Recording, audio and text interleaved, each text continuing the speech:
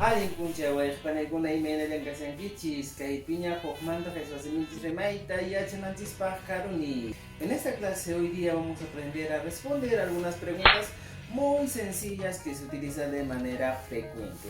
Así que acompáñame en esta aventura de aprender quechua y para que pongas en práctica.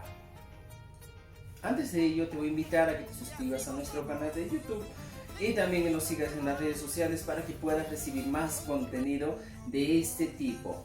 Ahora sí, amigos y amigas, empezamos con esta primera pregunta el día de hoy.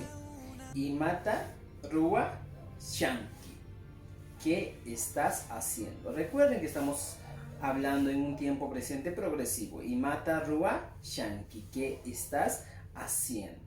Para eso vamos a tener dos elementos fundamentales. En este lado tengo noja y en este lado el shani. Es un morfema y el noja sería un pronombre. Noja shani. Ahora, lo único que vamos a hacer es reemplazar la parte del medio con varios verbos que podemos encontrar. Por ejemplo, si aquí tengo noja y shani, pongo al medio. Noja, mihu, shani.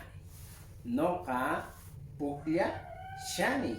Noja, taki, shani.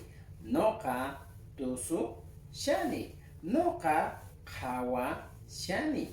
Noka ñawincha shani. ¿Se han dado cuenta? Simplemente esa debe ser la manera correcta de que nosotros podemos utilizar estos verbos y sus respectivos elementos. Otra vez. Noka taki shani. Yo estoy cantando. Noka mihu shani, yo estoy comiendo.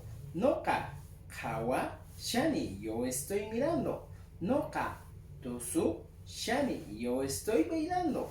Noka ñawincha shani, yo estoy leyendo. Entonces, amigos y amigas, esta sería la manera correcta de hablar. Ahora yo te dejo la pregunta. Imata Ruwashanki. Espero leer tus comentarios y que nos apoyes este video con un like para que podamos seguir creciendo. Hina katenka no kawanka, wayqipanaykuna, tupananchiskama.